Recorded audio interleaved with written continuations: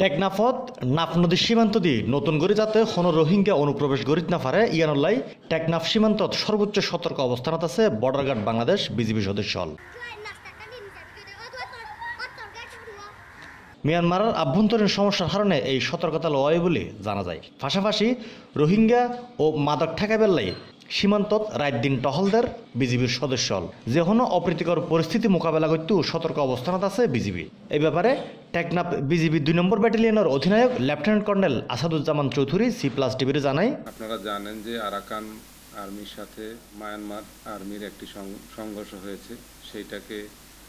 সেটার উপরে ভিত্তি করে মায়ানমার আর্মি বিভিন্ন জায়গায় অভিযান চালাচ্ছে। সেই অভিযানের প্রেক্ষিতে নিরীহ লোকজন আবারও অন্যত্র বর্ডার পার হয়ে যাওয়ার একটা প্রবণতা সৃষ্টি হয়েছে। তবে আমরা সতর্ক আছি, আমাদের এখানে টহল আরও জোরদার করা হয়েছে এবং সরকারের বর্তমান যে নীতি যে আর কাউকে অবৈধভাবে অনুপ্রবেশ করতে দেয়া হবে না।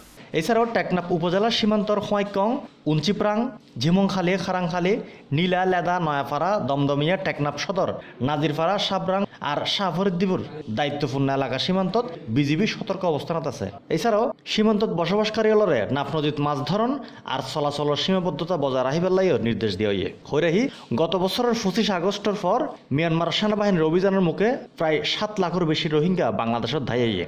ইয়ার আগেও আইয়ে ৪ লাখের বেশি রোহিঙ্গা ব্যাগ মিলাইনে কক্সবাজারের উখিয়া ও টেকনাফত ৩২০০ রোহিঙ্গা শিবিরত 12 লাখের মতো রোহিঙ্গা অবস্থান করে। তার মধ্যে বেশিরভাগই নারী আর শিশু। Desk news C+ TV.